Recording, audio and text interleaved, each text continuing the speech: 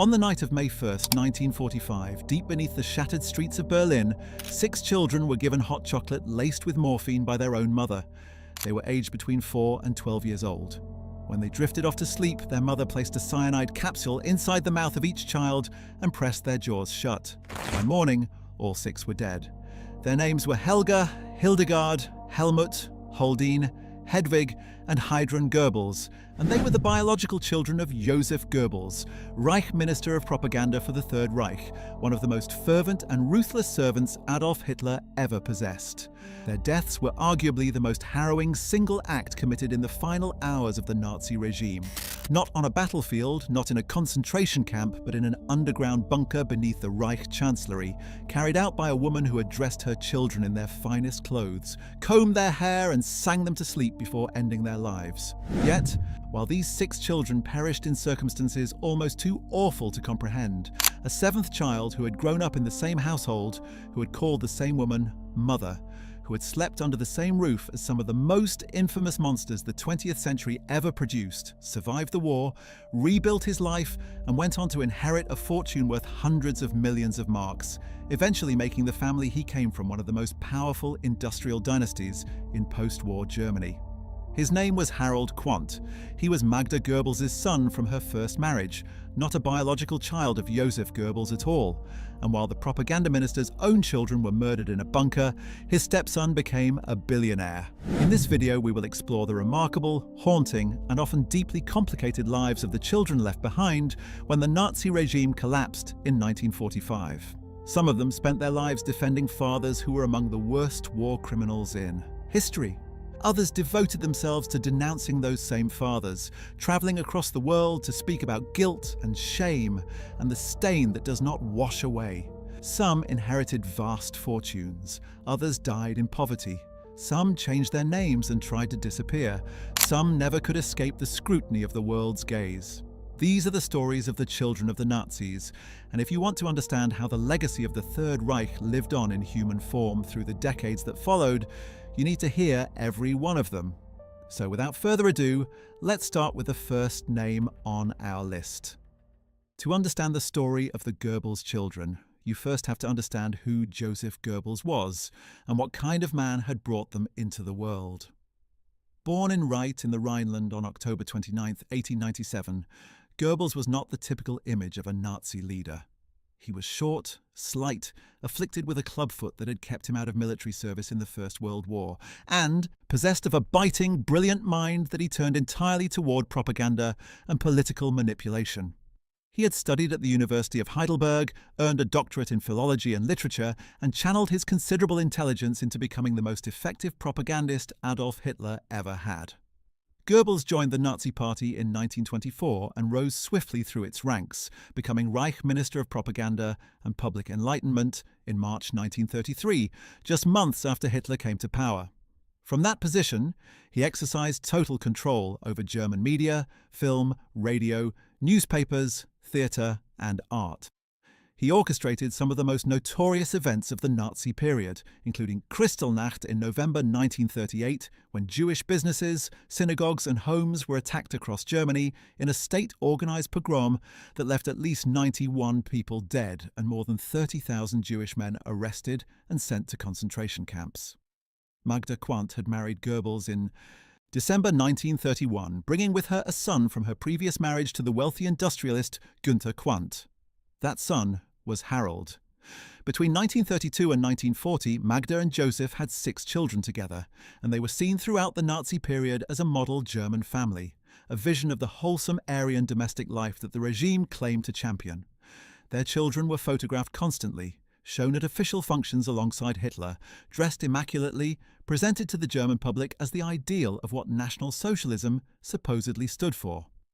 The reality behind that manufactured image would only become fully apparent in the spring of 1945, when the Red Army closed in on Berlin and the end became undeniable. By late April 1945, the Soviet forces were fighting street by street through the German capital. Hitler had retreated to the Führerbunker, the underground complex beneath the Reich Chancellery Garden, and Joseph and Magda Goebbels, alone among the senior Nazi leadership, chose to follow him there. Magda brought all 6 of their children into the bunker. The decision to bring children into that final underground hell was one that has haunted historians ever since. Senior Nazi officials offered to smuggle the Goebbels children out of Berlin.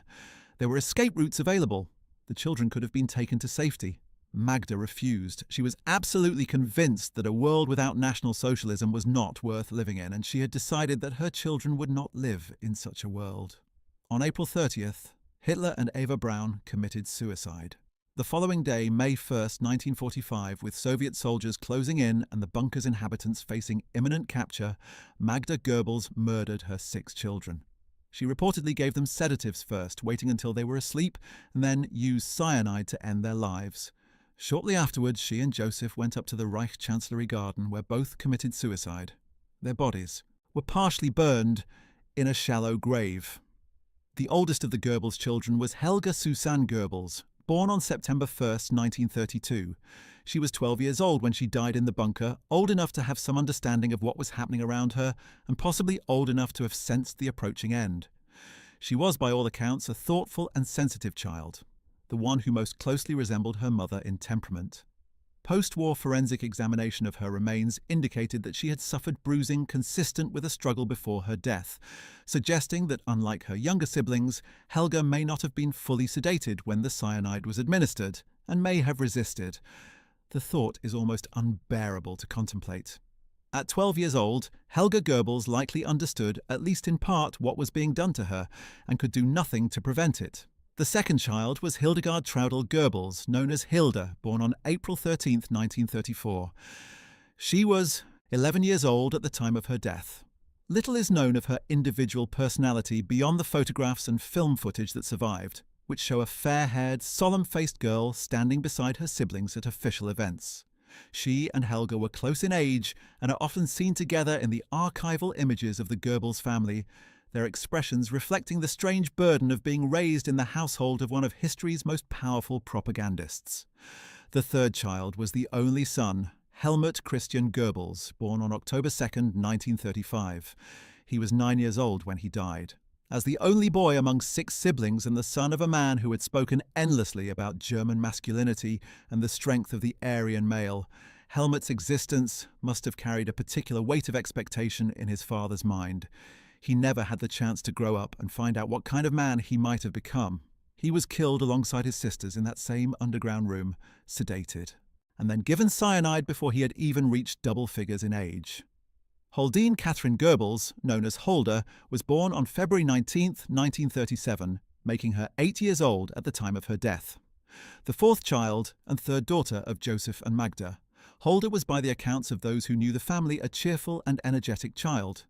She had been baptized as a Catholic, as all the Goebbels children had been, in a gesture that sat somewhat incongruously alongside her father's fanatical commitment to an ideology that had little use for traditional Christianity. She died in the bunker on May 1, 1945, 8 years old, and never knowing the full scope of the evil her father had done in the world. Hedwig Johanna Goebbels, known as Hedda, was born on May 5, 1938. She was 6 years old when she died. She was named partly in honor of Adolf Hitler, a reflection of the extraordinary closeness between the Goebbels family and the Führer. Hitler had a particular fondness for the Juden Goebbels children, and they were frequent visitors to his various residences throughout the war years. Hedda was too young to carry any political understanding of what surrounded her. She knew only the world as a 6-year-old child sees it. A world that, in her case, happened to be organized around the machinery of genocide. She died in the same hour as her siblings, having been given the same sedative-laced drink and subjected to the same terrible method of murder. The youngest of the 6 was Heidrun Elisabeth Goebbels, known as Haida, born on October 29, 1940, which happened to be her father's birthday. She was only 4 years old when she died in the bunker on May 1, 1945.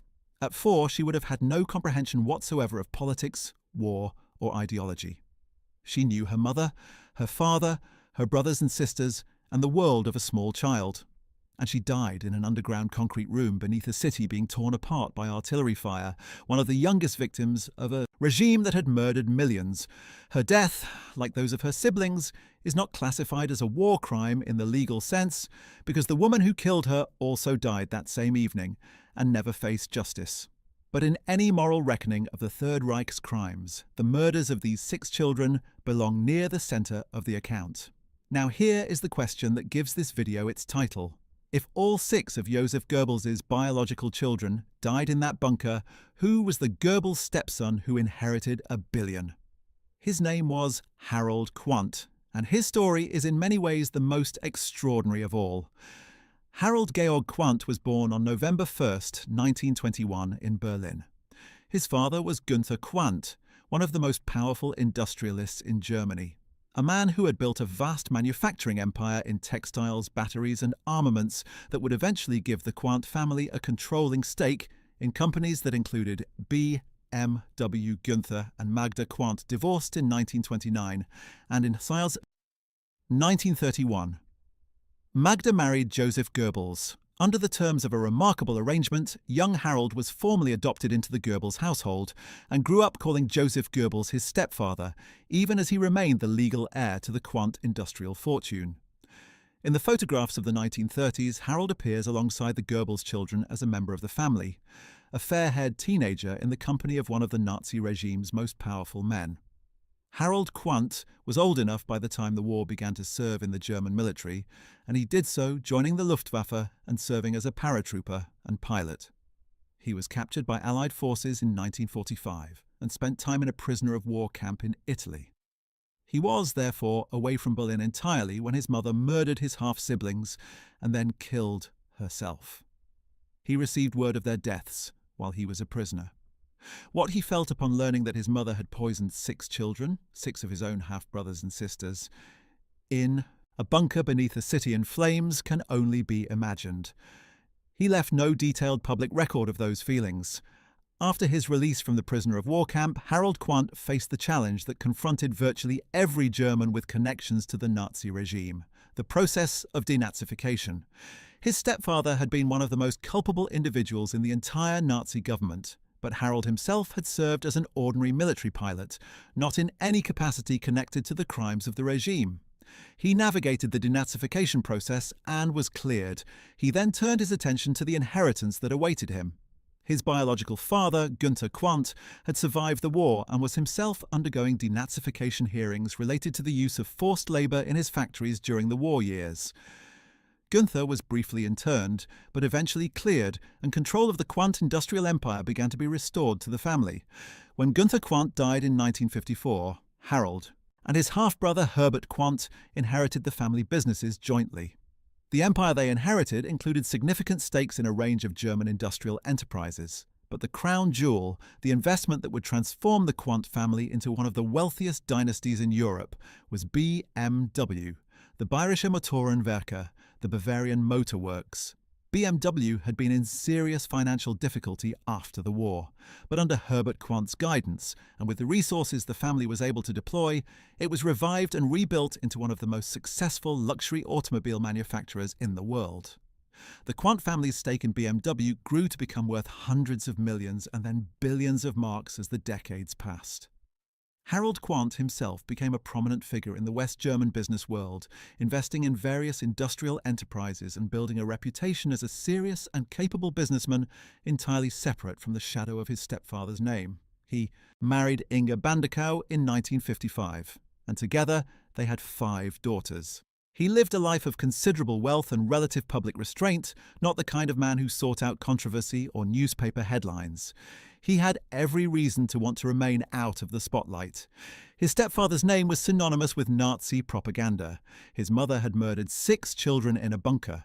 Whatever Harold's own feelings about all of this, quiet prosperity was surely preferable to public scrutiny. He achieved that quiet prosperity in abundance. Harold Quandt died on September 22, 1967, in a plane crash near Nizza in southern Italy. He was only 45 years old, and his death came at the height of his business career, leaving behind a widow, 5 daughters, and a share in an industrial empire that would continue to grow for decades after his passing. His daughters, the grandchildren of the man who had run Nazi Germany's propaganda operation, became among the wealthiest heiresses in the Federal Republic.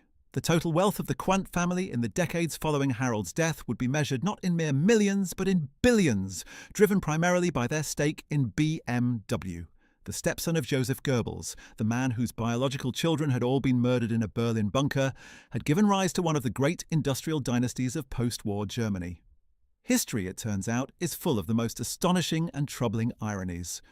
Moving now from the Goebbels family to another household synonymous with the worst of the Nazi regime, we come to the story of Gudrun Himmler, and few stories from this period illustrate the long tale of Nazi loyalty more disturbingly than hers. Gudrun Himmler was born on August 8, 1929, the only legitimate child of Heinrich Himmler, the Reichsführer SS, and one of the principal architects of the Holocaust. As the head of the SS and the Gestapo, Heinrich Himmler oversaw the construction and operation of the entire machinery of mass. Murder that killed 6 million Jews and millions of others in camps across occupied Europe. He was, in the hierarchy of guilt for the Holocaust, second only to Hitler himself, and arguably the most organisationally responsible of all the Nazi leadership for turning the policy of genocide into industrial reality. His daughter Gudrun adored him.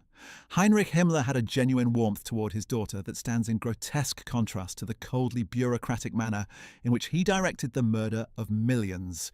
He called her by the childhood nickname Püppi, kept in constant touch with her by telephone and letter when she was at home with her mother in Munich, and arranged for her to be flown to his Berlin offices to visit him.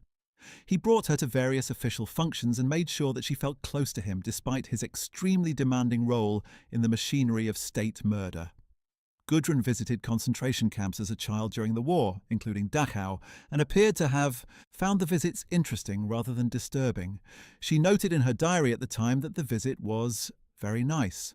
Whether she understood what she was seeing is impossible to know with certainty, but the diary entry gives some indication of the world in which she had been raised.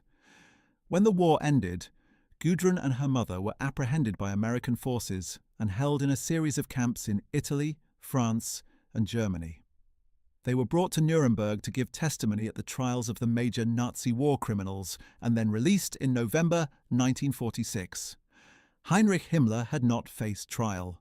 He had been captured by British forces on May 21, 1945, but committed suicide by swallowing a cyanide capsule concealed in a tooth before he could be interrogated or tried.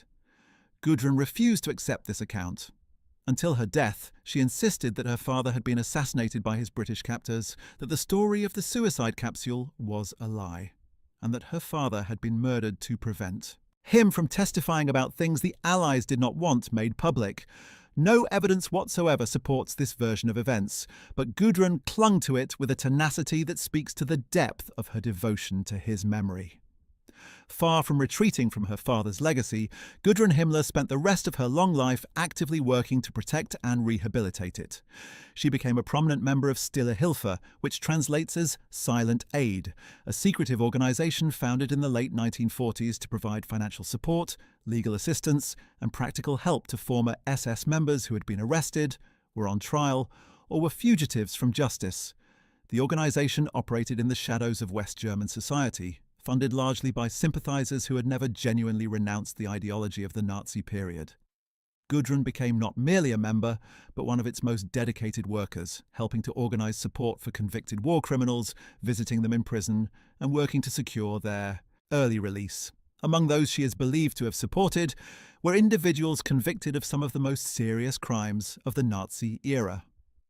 She married the neo-Nazi activist Wolf-Dieter Burwitz in 1961. And thereafter was known as Gudrun Burwitz. She and her husband were active participants in far-right political circles in West Germany for decades, maintaining connections with surviving veterans of the SS and their sympathisers, and continuing to work through Stille Hilfe well into the 21st century. She was observed attending far-right gatherings and was photographed at events that brought together some of the most unreconstructed admirers of the Nazi regime, still operating in post-war Germany. She was, in the assessment of those who tracked her activities, one of the most committed and durable figures in the network of neo-Nazi support organisations that survived into the modern era. Gudrun Burwitz, née Himmler, died on May 24, 2018 at the age of 88. She had outlived virtually every other child of a senior Nazi leader, and she had spent all of those long decades defending one of the men most responsible for the Holocaust. She never expressed remorse. She never acknowledged the crimes her father committed. To the very end, she maintained that Heinrich Himmler had been a devoted father, a loyal servant of Germany, and a man who had been unfairly condemned by the victors of a war that Germany should not have lost. The contrast between her life and the lives of those who chose a different path, who faced their father's crimes honestly and tried to make some form of amends, could not be more stark. Gudrun Himmler's story is a reminder that the ideology of the Third Reich did not die in the bunkers and ruins of 1945. It survived in the hearts and minds of people who chose to keep it alive. Another of the children of the Nazi inner circle who found himself confronting an almost impossibly complex moral inheritance was Martin Bormann Jr., the eldest son of Martin Bormann, Hitler's private secretary and one of the most powerful figures in the Third Reich in its final years.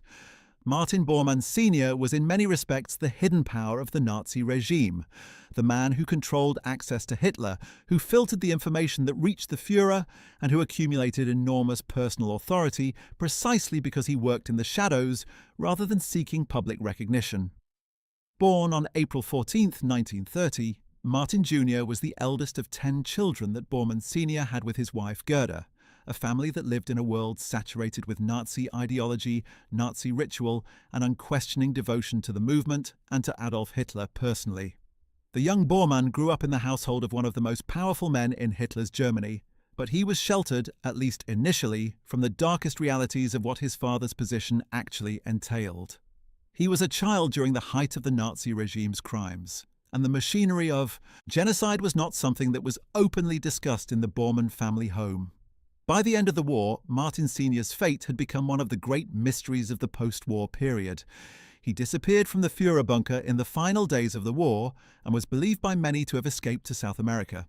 For decades, sightings of Bormann were reported in Argentina and other Latin American countries, and the question of whether he had escaped justice dogged post-war investigators. It was not until 1998 that DNA testing confirmed that skeletal remains found in Berlin in 1972 were indeed those of Martin Bormann Sr., establishing beyond reasonable doubt that he had died in Berlin in May 1945, possibly from a cyanide capsule, as he attempted to escape the encircled city. For Martin Jr., the uncertainty about his father's fate was an additional burden on top of everything else. He was confronted after the war with the full truth of what his father had done, the role he had played in a regime responsible for the murder of millions of people. Unlike Gudrun Himmler, Martin Bormann Jr. did not respond by defending his father or trying to rehabilitate his memory. Instead, he went through a profound crisis of conscience that led him to make one of the most dramatic reversals of allegiance seen among the children of the Nazi leadership. He converted to Catholicism, entered the church as a priest, and devoted his life to missionary work. He served in the mission fields of the Democratic Republic of Congo and Cameroon, working in some of the most demanding and impoverished conditions imaginable, as if seeking through service to atone for the crimes that bore his family name. He reportedly said that he was trying to do some good in the world that his father had helped to make so terrible. Bormann Jr.'s commitment to his faith and his missionary work gave his life a shape and a purpose that clearly mattered deeply to him. He spoke publicly about his father's crimes, and did not shy away from acknowledging the horror of the Nazi regime. He seemed to represent something rare among this generation of Nazi children, a genuine attempt to reckon honestly with an inheritance of guilt and to build a life that stood in opposition to everything his father had stood for. It made his story, in many ways, one of the more hopeful ones in this entire collection of difficult histories. However, the last significant chapter of Martin Bormann Jr.'s public story was not a happy one. In 2011, a former student came forward with allegations that Bormann had abused him as a 12-year-old in the early 1960s, when Bormann had been working in an educational capacity within the Austrian Catholic Church. Further allegations of severe physical violence against other students at a school where he had worked also emerged. At the time these allegations surfaced, Bormann was in his early 80s and suffering from dementia, a condition that left him unable or unwilling to respond to the accusations. The cases never resulted in criminal charges. However, the independent Klasnik Commission, set up to investigate abuses within the Catholic Church in Austria, reviewed the case and awarded compensation to the accuser. Martin Bormann Jr. died in December 2013 at the age of 83 in a care home in Bavaria. His story ended not with the clear moral simplicity that his decades of missionary work might have suggested, but with the painful ambiguity that seems to attach itself to so many of the lives in this period of history. One of the most remarkable figures among the children of the Nazi leadership is Nicholas Frank, son of Hans Frank, who served as Hitler's personal lawyer and later became the Governor-General of occupied Poland. Hans Frank was known by a name that made clear exactly what his administration meant for the people under his authority: the Butcher of Poland.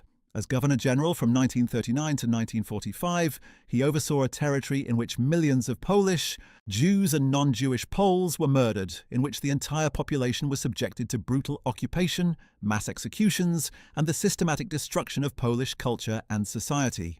He was among those convicted at the Nuremberg trials of war crimes and crimes against humanity, and he was hanged on October 16, 1946. Before his execution, Hans Frank converted to Catholicism and expressed repentance for his crimes, reportedly saying that 1,000 years would not suffice to erase the guilt of what had been done during the Nazi period in Germany. Nicholas Frank was born in 1939, which means he was only about 6 years old when the war ended, and his father was arrested. He was far too young to have had any meaningful understanding of what his father was doing during the war years, sitting in the grand residence of Wawel Castle in Krakow, while overseeing the machinery of mass murder in the territory beneath him. But Nicholas Frank grew up, and as he grew, he confronted what his father had done with a directness and a ferocity that sets him apart from almost every other child on this list. He did not defend his father. He did not try to soften the verdict of history. He did not speak carefully or diplomatically about a complicated legacy. He denounced his father in the most unambiguous terms possible, calling him a murderer, expressing contempt for the man, and making the case publicly and repeatedly that Hans Frank had deserved to hang. Nicholas Frank has written several books about his father and about growing up in the shadow of the Nazi elite, the most notable of which is In the Shadow of the Reich, a memoir that caused considerable controversy in Germany when it appeared because of the ferocity of its condemnation of Hans Frank and because of the unflinching personal detail with which Nicholas described his feelings about his father's crimes. He has spoken at conferences, schools and institutions around the world, sometimes alongside other children of Nazi leaders, taking part in dialogues about guilt, responsibility and the long aftermath of atrocity. He became friends with the son of another senior Nazi, Bern von Schirach, and the two of them have travelled together to give talks about growing up in Nazi households, offering a form of witness that is both historically valuable and personally costly. Nicholas Frank has described carrying a photograph of his father in his wallet throughout his adult life, not as a memento of affection, but as a kind of constant reminder to himself of what the man had done, so that he would never forget or minimize the magnitude of the crimes committed by the family name he carries. He has also been deeply engaged in the question of how contemporary Germany should remember the Nazi period, and how German society has or has not adequately reckoned with its history. He has been critical of what he regards as insufficient acknowledgement of personal responsibility among Germans of his parents' generation, the tendency to say we didn't know or we were just following orders, that he regards as a form of dishonesty that insults the memory of the millions who were murdered. Nicholas Frank continues to speak and write about these subjects into his 80s, one of the most authentic and morally serious voices among the surviving members of the generation that grew up in the houses of the Nazi leadership. And then there is Edda Goering, the only child of Hermann Goering, the Reich Marshal and Commander-in-Chief of the Luftwaffe, one of the most flamboyant and in many respects one of the most grotesque figures in the senior leadership of the Third Reich. Hermann Goering had been a celebrated fighter ace in the First World War, the last commander of the famous Richthofen squadron, and he brought to Nazism a showman's instinct that made him one of the most publicly recognizable figures of the regime. He was known for his enormous girth, his fondness for lavish uniforms and personal decorations, his vast estate at Karin Hall north of Berlin, and his obsessive looting of artworks from across occupied Europe, a campaign that assembled one of the most valuable private art collections in the world, from works stolen from Jewish families, museums, and private collections in every country Germany conquered. He was also responsible, as head of the Luftwaffe, for the aerial bombing campaigns over Britain and across Europe, and for his role in the administration of the final solution. Edda Goering was born on June 2, 1938, and from the moment of her birth she was treated as something like Nazi royalty. Hitler was named her godfather, a mark of the extraordinary closeness between Göring and the Führer. Her early years were spent at Carinhall, the enormous hunting estate that Göring had built as a monument to himself, filled with artworks and trophies and all the excess that characterized the man.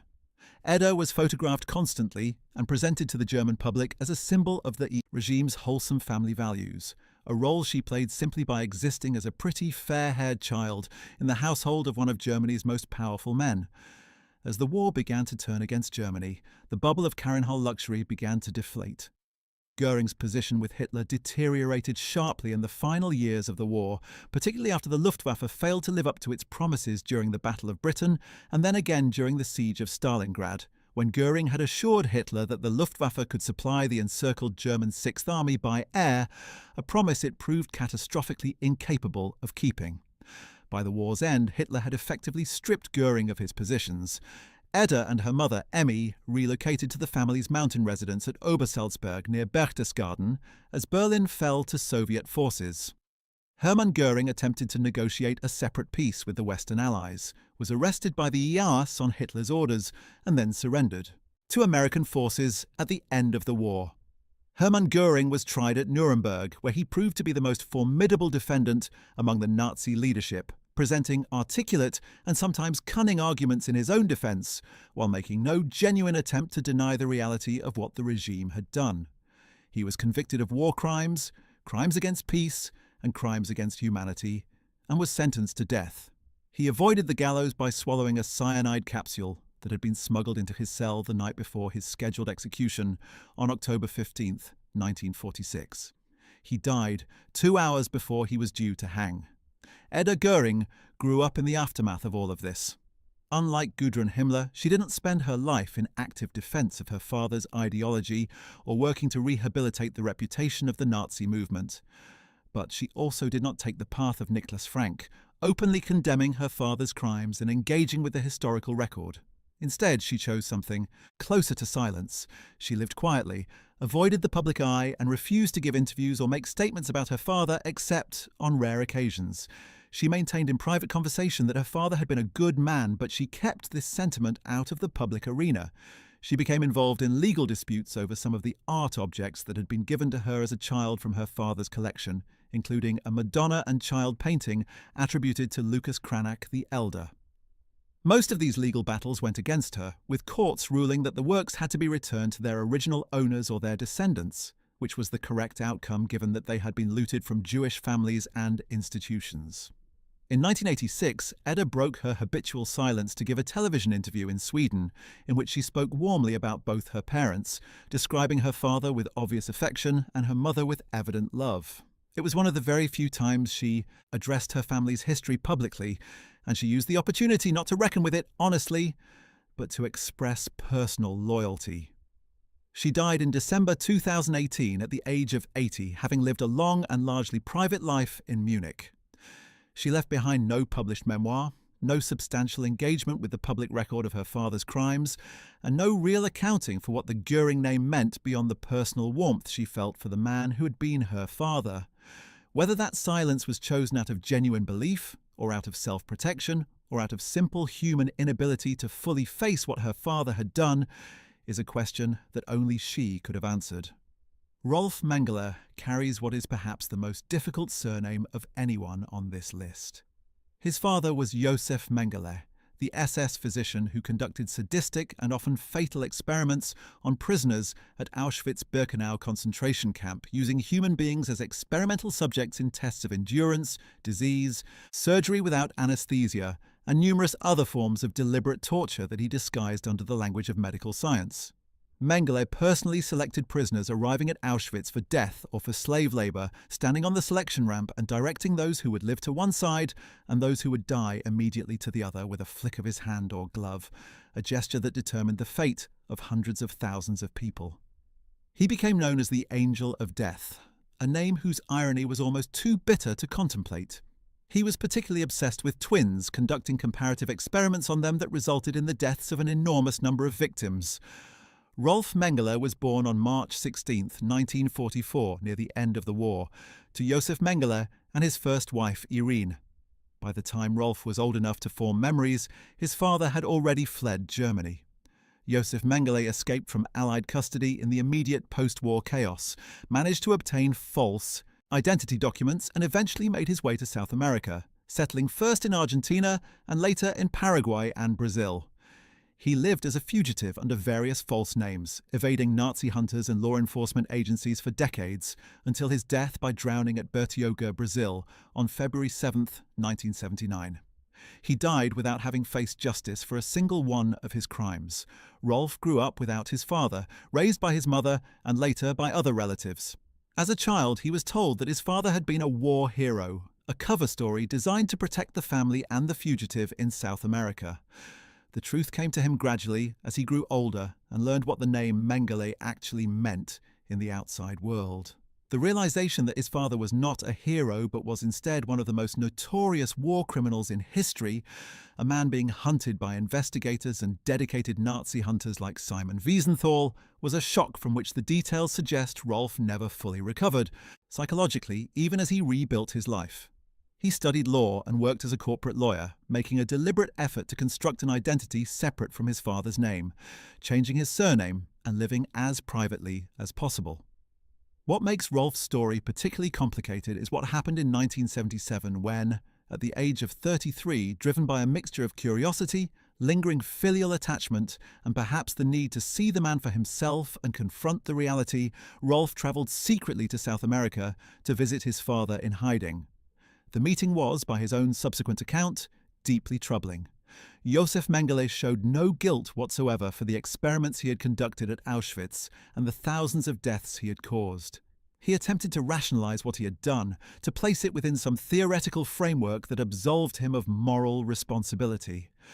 Rolf found himself simultaneously despising his father and unable to turn him into the authorities, despite everything, despite knowing what his father had done, despite the weight of the historical record, he kept the secret of Mengele's whereabouts. He did not contact Simon Wiesenthal or any other Nazi hunting organization. He did not go to the police. He stayed silent, and as a result, Josef Mengele lived for 2 more years before dying in the sea at Bertioga. After their encounter, Rolf severed contact with his father completely. He changed his identity, altered his name, and sought to put as much distance as possible between himself and the Mengele legacy. By the time Josef Mengele's remains were identified in 1985 and the DNA confirmation came in 1992, Rolf acknowledged publicly that he had visited his father in 1977 and confirmed the identity of the skeleton found in Brazil. He has given a limited number of interviews over the years, speaking carefully about his relationship with his father and making clear that he did not defend what Mengele had done. He is believed to be retired and living quietly in Germany, his exact whereabouts kept private.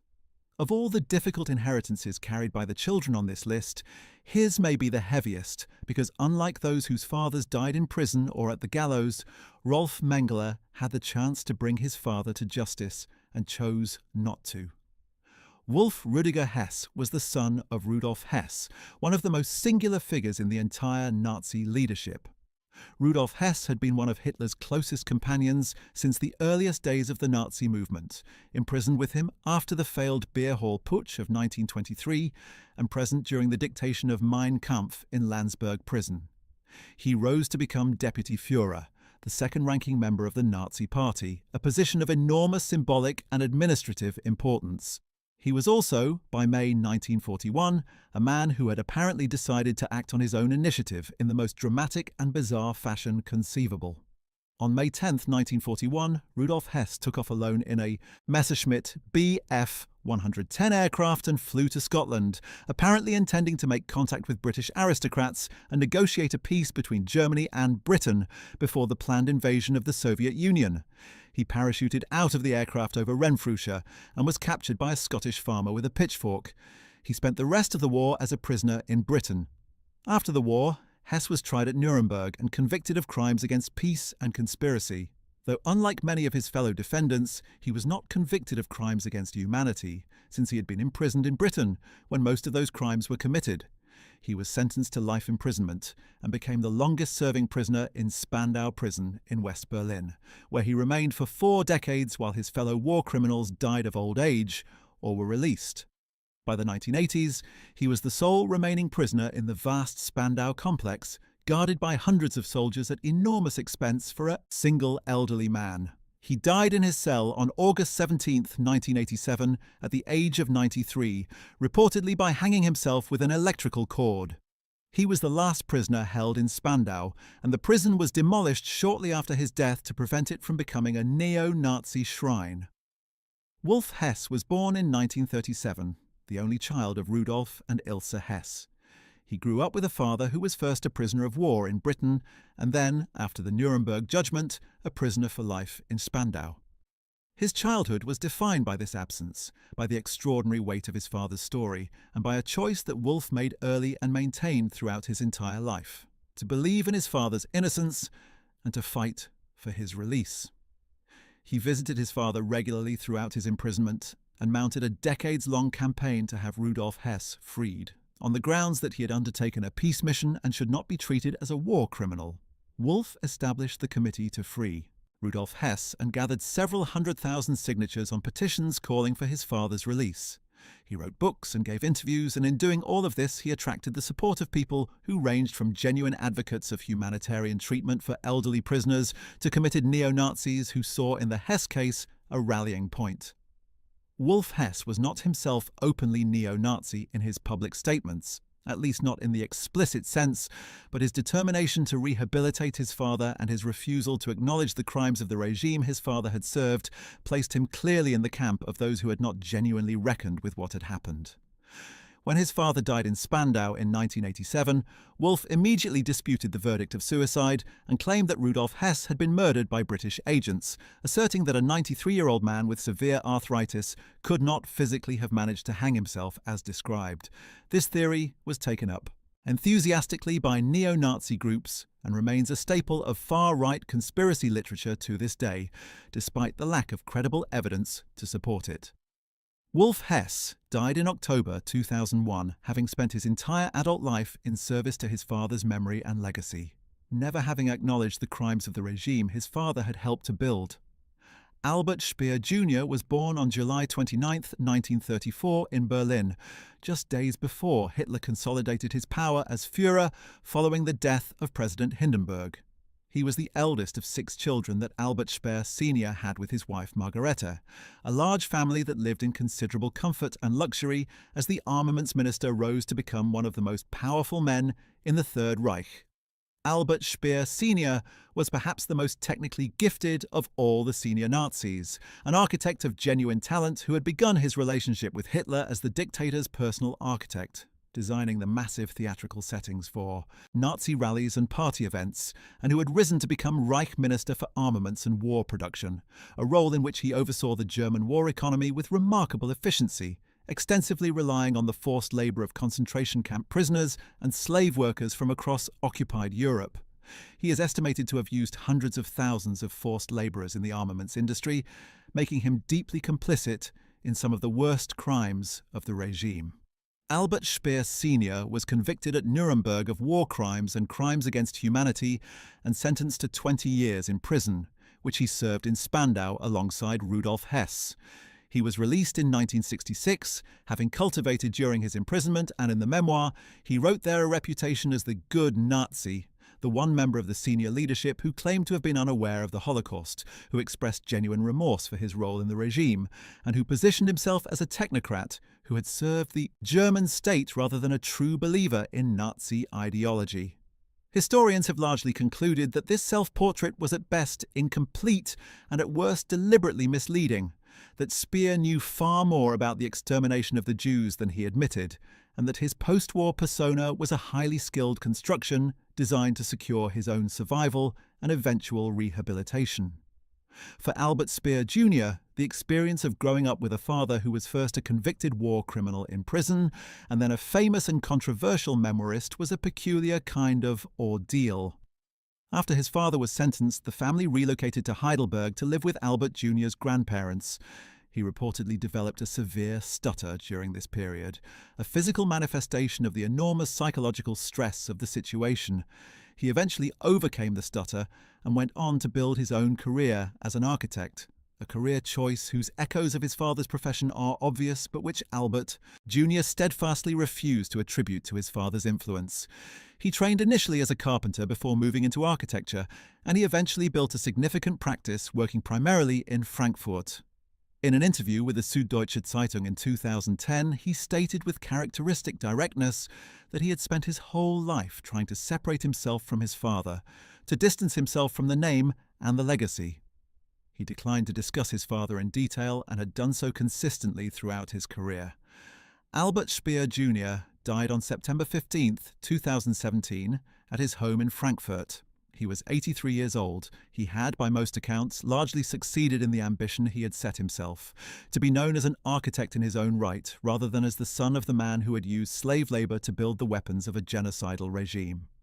Of all the people examined in this video, perhaps none made a more startling personal choice in response to their family's history than Bettina Göring, a great-niece of Hermann Göring.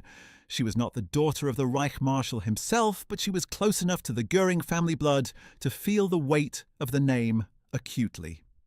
Bettina Göring made a decision in adulthood that speaks to the extreme measures that some descendants of Nazi perpetrators have felt compelled to take in response to their heritage. She had herself sterilized. She chose never to have children, not because of any medical necessity, but because she did not want to continue the bloodline of the Göring family.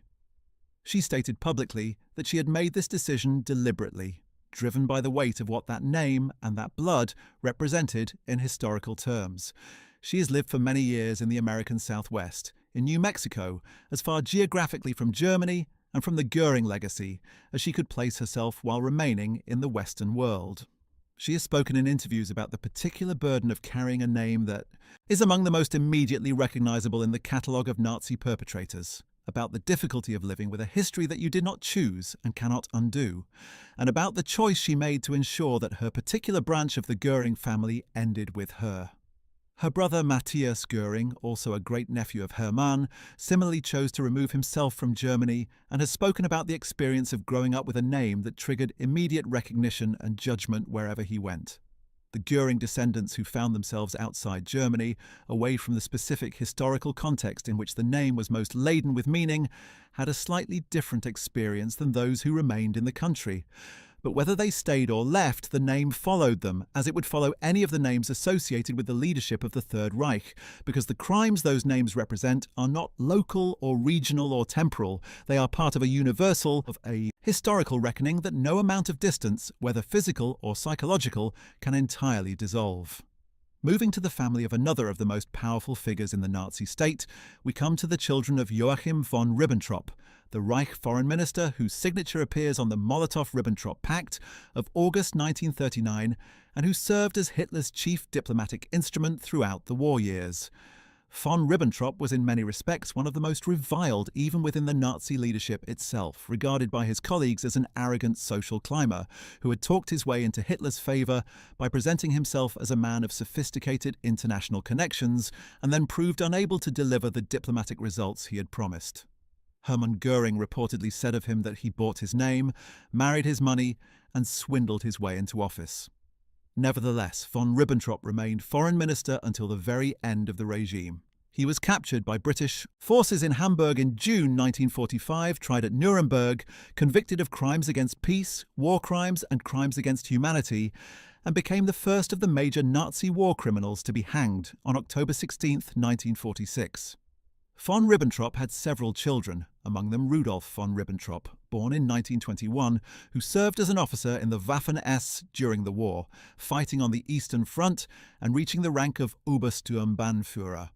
Rudolf's wartime service was that of a front-line officer, rather than an administrator of atrocities, which created a somewhat different kind of post-war reckoning from those who had been directly involved in the crimes of the regime.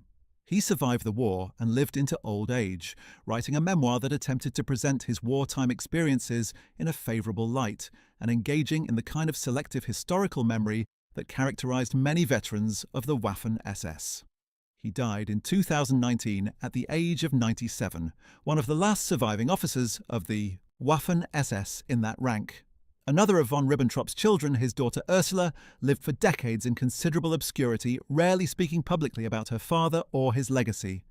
The von Ribbentrop name, like most of the names on this list, proved impossible to escape entirely, particularly in Germany itself, where the historical associations were inescapable.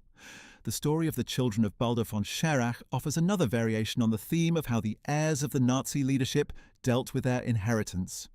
Baldur von Schirach was the Reich youth leader, the man responsible for the indoctrination of millions of German young people through the Hitler Youth Organization, and later the Gauleiter and Reich Governor of Vienna, where he oversaw the deportation of Viennese Jews to death camps in the East.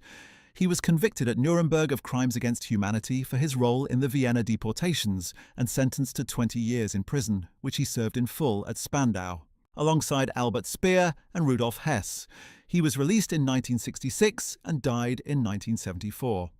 His son, Klaus von Schirach, had a different kind of relationship with his father's history than some of the children on this list. Klaus was born in 1934 and was old enough to have had real memories of the Nazi period and of his father's role in it.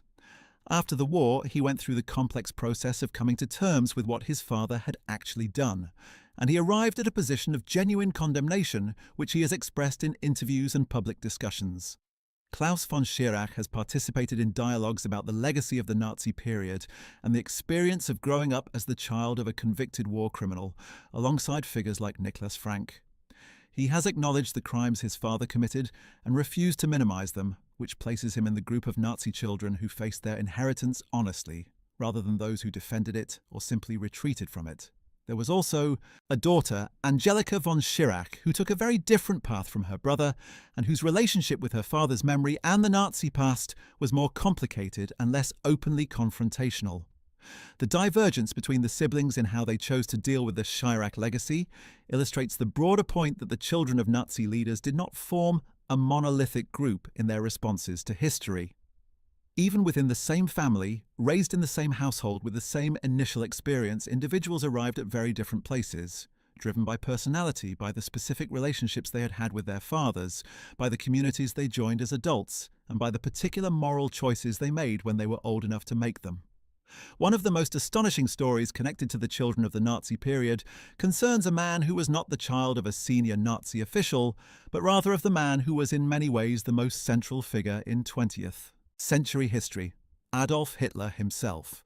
Hitler had no children of his own, or at least none that has ever been definitively established, and he did not marry Eva Braun until the final hours of his life in the bunker. But he did have a nephew, the son of his half-brother Alois Hitler Jr., and that nephew's story is one of the strangest and most unexpected in this entire collection. His name was William Patrick Hitler, and he was born in Liverpool, England, on March 12, 1911, the son of Alois Hitler Jr. and his Irish wife, Bridget Dowling. William Patrick Hitler grew up in Britain, visited his uncle Adolf in Germany during the early days of the Nazi rise to power, and attempted to use the family connection to advance his own career. He wrote an article for Look magazine in 1939 in which he described his uncle in unflattering terms, and he lobbied Adolf Hitler himself for a better job within the German administration on account of the family relationship. Adolf found his nephew irritating and essentially useless, and the relationship between them was not a warm one. When war broke out, William Patrick Hitler found himself in an increasingly impossible position in Germany, and he eventually managed to leave and make his way to the United States. In America, he embarked on a lecture tour speaking about his experiences with Adolf Hitler, presenting himself as a first-hand witness to the Nazi leadership. Then, in perhaps the most extraordinary twist of this extraordinary story, he attempted to join the United States military. He wrote a letter to President Franklin D. Roosevelt in January 1942, asking for permission to enlist in the U.S. Armed Forces, explaining that he wanted to fight against the regime his uncle led. Roosevelt referred the matter to the FBI, which investigated William Patrick Hitler and eventually cleared him. He was allowed to enlist in the U.S. Navy in 1944 and served until 1947. He was wounded in action and received the Purple Heart. Adolf, Hitler's nephew, received the Purple Heart fighting for the United States against Nazi Germany. If the history of the Second World War contains a more ironic biographical detail than this one, it is difficult to think of what it might be. After the war, William Patrick Hitler settled in Long Island, New York, changed his surname to Stuart Houston, married a German-American woman named Phyllis Jean-Jacques, and had 4 sons. He lived in profound obscurity, working as a blood technician, and declined all requests for interviews and public appearances. He died in 1987.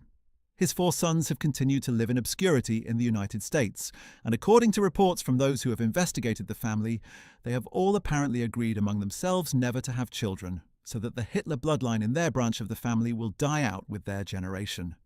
The nephew of Adolf Hitler, who fought in the United States Navy against his uncle's regime, gave rise to a group of American men who have chosen to end their family line as a final act of rejection of the history their surname once represented. It is one of the strangest and in some ways most moving conclusions to any story in this video. Katrin Himmler is not the daughter of Heinrich Himmler, but the great-niece of the Reichsführer SS, the granddaughter of his brother Ernst Himmler. She was born long after the war, in 1967, and grew up in West Germany with full knowledge of what her great-uncle had done. She represents a different generation of Nazi family reckoning, one step further removed from the events themselves, but still carrying the same historically loaded surname. Katrin Himmler responded to her inheritance in a manner almost diametrically opposite to that of Gudrun Berwitz, née Himmler. Where Gudrun spent her life defending Heinrich Himmler and working to support former SS members, Katrin spent hers confronting the historical record honestly and publicly.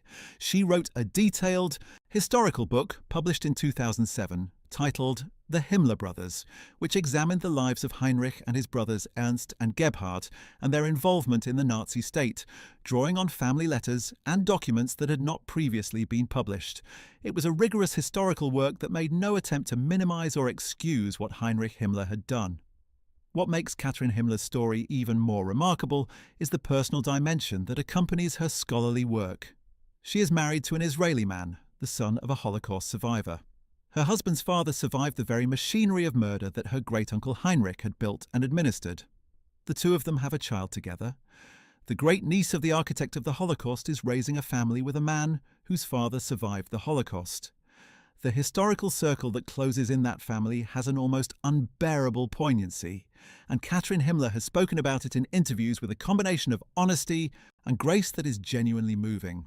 She represents perhaps the most hopeful version of what it might mean to carry a terrible name into the present. Not to deny it, not to defend it, not to run from it, but to confront it directly, to understand it historically, and to build relationships across the very chasms that the history created. The children of Reinhard Heydrich face an inheritance of perhaps the darkest kind on this list. Heydrich himself, known as the Blonde Beast and as the Hangman, was arguably the single most dangerous individual within the entire Nazi leadership structure, a man of exceptional intelligence, organizing ability, and total ruthlessness who served as head of the Reich Security Main Office and as the primary architect of the final solution. He chaired the Wannsee Conference in January 1942, at which senior Nazi officials coordinated the implementation of the plan to murder all European Jews. He was also Reich Protector of Bohemia and Moravia, where his brutal administration of the occupied Czech territories earned him a reputation for absolute terror. On May 27, 1942, Czech and Slovak soldiers, trained by the British Special Operations Executive, ambushed Heydrich's open-topped car in Prague in what became known as Operation Anthropoid. He was critically wounded when a bomb thrown at his car detonated underneath it, and he died of his wounds on June 4, 1942. He was the highest-ranking Nazi official to be assassinated during the war. Heydrich and his wife Lena had 4 children: Klaus, Haida, Zilke and Marta. Klaus, the eldest, died during the war in a road accident in 1943 at the age of 10 after being struck by a car while riding his bicycle. He never had the chance to grow up and confront his father's legacy, which was perhaps a mercy. Haida Heydrich, born in 1934, was the second son. He grew up in post-war Germany carrying one of the most dangerous surnames in the historical record. He became a hotel owner and local politician in Bavaria, serving as mayor of Roskopf from 1990 to 1994.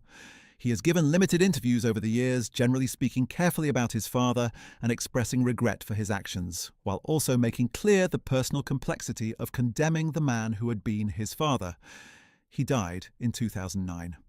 Silke Heydrich, the eldest daughter, lived even more privately than her brother, declining almost all public attention and maintaining a life largely outside the scrutiny of journalists and historians.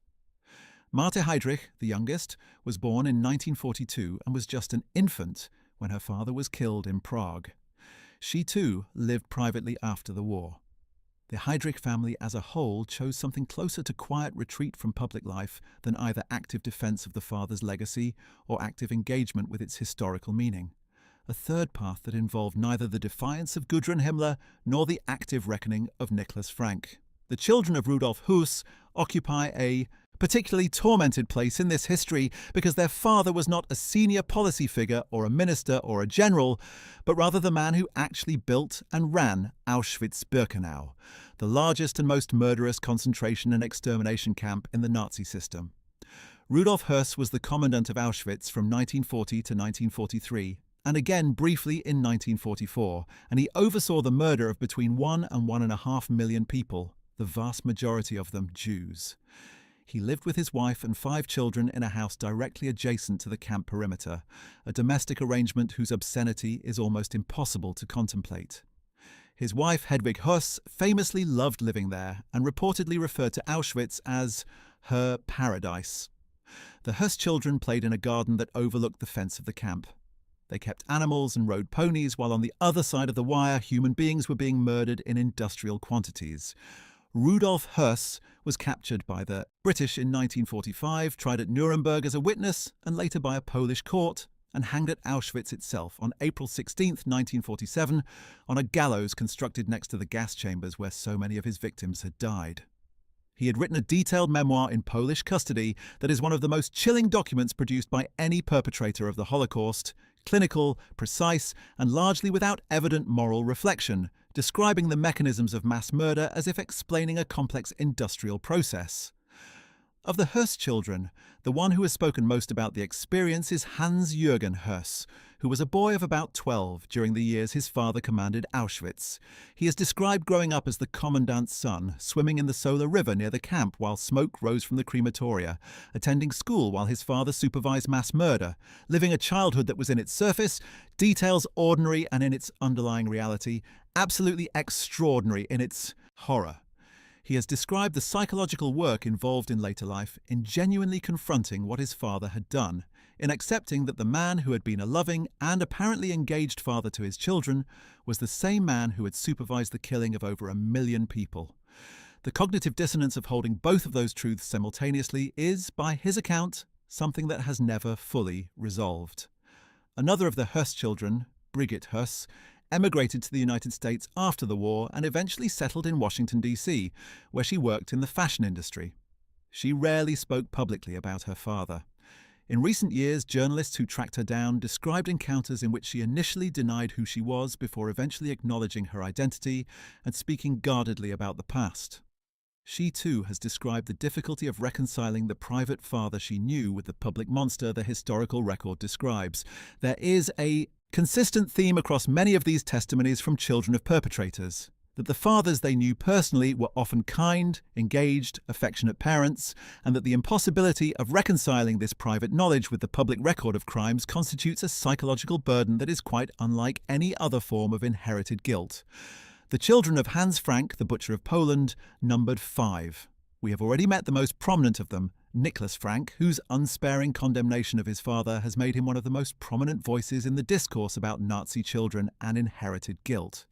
But Hans Frank had other children as well, among them Norman Frank, who took a very different approach from his brother. Norman Frank was deeply loyal to his father's memory for many years and found Nicholas's condemnation of their father genuinely distressing. The dynamic between Nicholas and Norman Frank illustrates the same pattern visible in the Chirac family. That even within the same household, even with the same father and the same childhood experiences, siblings could arrive at diametrically opposed positions on the question of their father's guilt and their own relationship to it. Norman Frank eventually died in 2013. The disagreement between the Frank brothers was never fully resolved, and it stands as evidence that the historical reckoning demanded by the crimes of the Nazi leadership did not produce uniform responses even within the most intimate circles of the perpetrators' families. Alfred Rosenberg was the Reich Minister for the occupied Eastern Territories and one of the principal ideologues of the Nazi movement. A man whose pseudo-philosophical writings about race and Aryan superiority provided a kind of intellectual scaffolding for the regime's genocidal worldview. He was convicted at Nuremberg of conspiracy, crimes against peace, war crimes, and crimes against humanity, and was hanged on October 16, 1946. He had a daughter, Irene Rosenberg, who was in her early teens when the war ended, and who grew up in post-war Germany carrying the name of one of the men who had done most to provide the racist ideology that undergirded the Holocaust. She lived quietly, avoiding public attention, and there is little public record of how she reckoned privately with her father's legacy. The comparative scarcity of information about children like Irene Rosenberg, as opposed to the relative abundance of material about figures like Nicholas Frank or Albert Speer Jr., reflects the choices those children made about visibility. The ones who spoke are the ones we know most about. The ones who stayed silent, changed their names, and retreated from public life are largely invisible to historical inquiry, which is precisely what they intended. Julius Streicher was among the most virulently anti-Semitic of all the Nazi leaders, the publisher of the grotesque propaganda newspaper Der Stürmer, whose pages were filled with anti-Semitic caricatures and articles calling for the persecution and elimination of Jews in terms of inflammatory obscenity that even some fellow Nazis found embarrassing. He was convicted at Nuremberg of crimes against humanity specifically for his propaganda activities, making him one of the few defendants convicted solely on the basis of incitement rather than direct participation in military or administrative crimes. He was hanged on October 16, 1946. Streicher had two sons, Lothar and Elmar Streicher. Lothar served in the German military during the war and afterward lived in Germany, working in various occupations and largely avoiding public attention. The Streicher name, associated in the public consciousness with the most extreme form of Nazi anti-Semitic propaganda, carried obvious difficulties for those who bore it, and both sons spent their lives outside the public eye as much as possible. The children of Ernst Kaltenbrunner faced a particularly severe version of the inherited burden. Kaltenbrunner was the head of the Reich Security Main Office from 1943 onward, taking over from Heydrich after the latter's assassination, and in that capacity he was the senior SS officer most directly responsible for the administration of the concentration camp system in the final years of the war. He was the highest-ranking SS officer, tried and convicted at Nuremberg, and he was hanged on October 16, 1946. He had children from his marriage, including a son, Werner Kaltenbrunner, who grew up with the knowledge that his father had been among those most directly responsible for the deaths in the camp system in the war's final years. Werner lived in post-war Austria and managed to construct a life at some remove from the public scrutiny of the Kaltenbrunner name, though the name itself could never be entirely stripped of its historical associations. What is striking when you look across all of these stories together is the degree to which the children's responses cluster around a small number of fundamental choices. There were those who defended their fathers, like Gudrun Himmler and Wolf Hess, who never acknowledged the crimes and spent their lives in active opposition to the historical verdict. There were those who condemned their fathers openly, like Nicholas Frank, who made the denunciation of their parents a central project of their lives. There were those who tried to live quietly, to change their names, to build identities separate from the family history, as Albert Speer Jr. and Rolf Mengele attempted to do with varying degrees of success. And there were those who engaged intellectually and historically with what their families had done, like Katrin Himmler, who tried to understand rather than simply to condemn or defend. Each of these strategies has its own logic, its own coherence, its own relationship to the moral demands of an almost impossibly difficult situation. But the question that runs beneath all of these individual stories is a broader and more troubling one. What does it mean to be the child of a mass murderer? Not in the legal sense, which is clear enough. The children of perpetrators bear no legal responsibility for their parents' crimes. But in the moral and psychological and social senses, the question is far less clear. These children did not choose their fathers. They did not choose the households they were born into, the ideologies they were surrounded by, the names they carried. And yet those names and that history have defined their lives, shaped their identities, constrained their choices, and followed them to their graves in every case on this list, without exception. Consider the specific challenge faced by the children of Heinrich Müller, the head of the Gestapo, the secret state police that was the instrument of political terror within Germany, and the occupied territories responsible for the arrest, torture, and murder of hundreds of thousands of people. Müller is the only senior Nazi official whose fate remains genuinely unknown. Unlike virtually every other member of the Nazi leadership, there is no confirmed account of his death. He disappeared in the chaos of the final days of the war in Berlin, and despite extensive searches by intelligence agencies, Nazi hunters, and historians, his fate has never been definitively established. Some researchers believe he died in Berlin in the final fighting. Others have speculated that he escaped to South America or was recruited by one of the Allied intelligence services. His body was never confirmed. This means that the children of Heinrich Müller grew up not only with the burden of their father's crimes, but with the additional uncertainty of not knowing whether he was alive or dead, whether he would one day reappear, and whether they would ever have the closure that even the worst post-war outcome for their father might have provided. Franz Müller, one of Heinrich's sons, grew up in post-war West Germany, carrying the Gestapo chief's name in a family where the father had simply vanished. There was no grave to visit, no death certificate, no final chapter to the story. The absence of a definitive end to the Müller story meant that the post-war lives of his children were haunted by an ambiguity that most families in this situation were spared. When the Soviet Union released documents in 1960 that suggested Müller had died in Berlin in May 1945, this brought some sense of resolution, but the question remained the subject of historical debate for decades.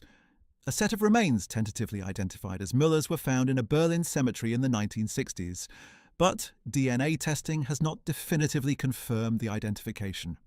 Heinrich Müller's children lived their entire lives with this unresolved chapter, carrying a name associated with the machinery of Nazi terror and attached to a man whose story had no clear ending. Another remarkable figure in this long history is Gudrun Berwitz's own daughter, the granddaughter of Heinrich Himmler, who has chosen to keep her identity entirely private and has successfully managed to stay almost completely out of the public record.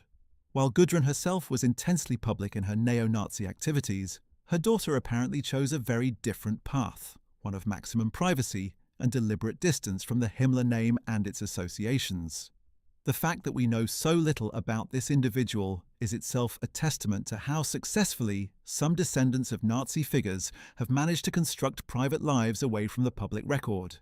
The granddaughter of the architect of the Holocaust is living somewhere in Germany or Austria today, and almost nothing is known about her. This invisibility, whether chosen deliberately or achieved by fortunate obscurity, is its own kind of answer to the question of what you do when you carry one of history's most terrible surnames. The broader phenomenon of Nazi children reckoning with their inheritance eventually became the subject of organized dialogue and collective inquiry. In the 1990s, groups began forming in Germany and Austria that brought together descendants of perpetrators and descendants of victims in facilitated discussions. These groups, sometimes called Nazi Kinder circles or descendants dialogues, created spaces in which people who had inherited opposite sides of the Nazi period's history could speak to each other directly, in some cases for the first time. The encounters were often deeply emotional and sometimes deeply difficult. The descendants of victims wanted acknowledgement, apology, and understanding. The descendants of perpetrators often struggled to articulate what acknowledgement and apology even meant when the crimes had been committed by their parents rather than by themselves. Could you apologize for something you had not done? Could you accept responsibility for crimes you had not committed? These were not abstract philosophical questions, but urgent, personal ones for the people sitting in those rooms. Nicholas Frank participated in many of these dialogues, as did other children of perpetrators who had chosen the path of open confrontation with their fathers' histories. What emerged from these conversations, documented in books and documentary films, was a complex and sometimes painful picture of how the war and the Holocaust had been transmitted across generations on both sides, how the silence and denial and selective memory of the perpetrator generation had shaped the psychological landscape of their children, and how the trauma of the victims had been transmitted in different but equally powerful ways to the survivors' children and grandchildren. The concept of transgenerational trauma, the idea that the psychological wounds of atrocity are transmitted across family generations through patterns of behavior, communication, and emotional response, has been extensively studied in relation to Holocaust survivors' descendants. Less commonly studied but equally real is the transgenerational burden carried by the descendants of perpetrators, the combination of shame, denial, curiosity, and the need to understand that has marked the children and grandchildren of the Nazi leadership. One of the most affecting testimonies in this entire landscape comes from a man who has spoken publicly about what it meant to grow up not knowing his father was a Nazi war criminal until well into adulthood. This was a more common situation than might be assumed. Many children of perpetrators were told carefully curated stories about their father's wartime service, stories that emphasized duty, patriotism, and sacrifice while omitting the crimes. The truth was either never discussed or actively concealed. Children grew up with photographs of fathers in uniform on the mantelpiece, with stories of military valor and service to Germany, and with no real understanding of what that service had actually entailed. The process of discovering the truth, which came for different people at different ages and through different channels, including the opening of archives, the testimonies at trials, the investigative journalism of the 1960s and 1970s, and the new wave of historical scholarship that emerged from the 1990s onward, was in every case a form of shock. A reorientation of the self that required a fundamental rethinking of who you were and where you came from. Some of the Speer children beyond Albert Jr. illustrate this pattern well. Albert Speer Sr. had 6 children with his wife Margarete, born between 1934 and 1943. They grew up with a father who was imprisoned for the first 20 years of their adult lives, and who then emerged as a celebrated memoirist and speaker who had constructed a narrative of partial guilt and partial ignorance that the world largely accepted at the time. Albert Sr. died in London in 1981, shortly after giving an interview, still maintaining the careful persona he had built. Over 30 years, his children had to reckon not only with the fact of his war crimes, but with the additional complexity of a father who had very publicly claimed remorse, while apparently not having been fully honest about the extent of his knowledge and complicity. When historians in the 1990s and 2000s began to systematically dismantle the good Nazi myth that Speer had constructed around himself, demonstrating with documentary evidence that he had known far more about the Holocaust than he admitted, the Speer children faced yet another revision of the historical record. The father, they had been told, had shown genuine remorse, turned out to have maintained a carefully constructed lie about the limits of his knowledge. That revelation, coming decades after his death, added another layer to the inheritance of guilt and complexity that the Speer children carried. Among the Speer children, the one who has spoken most directly about the family's experience is Hilde Schramm, born in 1936 as Hildegard Speer, one of Albert Sr.'s daughters. She became a politician in West Germany, sitting in the Berlin House of Representatives for the Green Party in the 1990s. She used her inheritance of a portion of her father's estate to establish an organization that supports the descendants of Jews whose art was looted by the Nazi regime in recovering their cultural heritage. The name of the foundation is Zurückgeben, which translates as to give back or restitution. Hilde Schramm used money inherited from her convicted war criminal father to fund the restitution of cultural property stolen by his regime. It is one of the more remarkable and morally serious acts of personal reckoning by any of the children on this list. A concrete act of repair rather than merely a verbal acknowledgement, a material attempt to address a specific form of the harm done by the Nazi state, in which her father played such a central role. The story of the Quandt family, which we began with Harold Quandt, deserves a fuller account of what happened after his death in 1967. Harold left 5 daughters, and the Quandt industrial inheritance passed to them and through them to their own children and grandchildren, all of whom have continued to benefit from the vast fortune built by Günther Quandt and amplified through the post-war decades by the BMW stake that the family retained. The total wealth of the Quandt family has at various points in the 21st century been estimated at over 30 billion euros, driven primarily by their controlling stake in BMW, which they have retained through all the decades of the company's extraordinary post-war growth and global expansion. The question of how the Quandt fortune was built, and whether it has ever been adequately reckoned with in historical and moral terms, became a matter of public controversy in Germany in 2011, when a documentary film titled The Silence of the Quandts was broadcast on German public television. The documentary examined in detail the role of the Quandt family during the Nazi period, focusing particularly on Günther Quandt's use of forced labor in his factories, including Jewish slave laborers and workers from concentration camps, and on the connection between the Quandt fortune and the Nazi regime through the family's relationship with Joseph Goebbels via Magda. The documentary caused considerable controversy in Germany, both because of the specific revelations it contained and because of the broader question it raised about how Germany's most prominent industrial families had addressed the origins of their wealth. The reaction of the Quandt family to the documentary was initially defensive, but the sheer scale of the public attention generated by the film eventually led the family to commission an independent historical investigation into their activities during the Nazi period. The resulting scholarly report, produced by leading historians, confirmed in detail what the documentary had suggested: that the Quandt family had profited substantially from forced labor during the war, and that this history had not been adequately addressed in the family's public self-presentation. The family subsequently acknowledged the findings, expressed regret, and made donations to funds supporting the documentation and commemoration of forced labor. Whether these acknowledgements and donations constitute adequate atonement for the magnitude of the benefit received from slave labor is a question on which different people hold different views. There is another dimension to the Quandt story that rarely receives adequate attention when the family is discussed in relation to its Nazi connections. Harold Quandt's 5 daughters, the granddaughters of Magda Goebbels and the step-granddaughters of Joseph Goebbels, have themselves had to navigate the weight of this history while managing one of the largest private fortunes in Europe. One of them, Gabriele Quandt, became known publicly through her marriage to Friedrich Karl Flick, another heir to a German industrial fortune with significant Nazi-era baggage. The Flick family business had also relied extensively on forced labor during the war. The convergence of 2 such historically loaded fortunes in a single family is a pointed illustration of how Germany's post-war economic reconstruction was built in part on wealth that had been accumulated with the benefit of slave labor and under the protection of the Nazi state.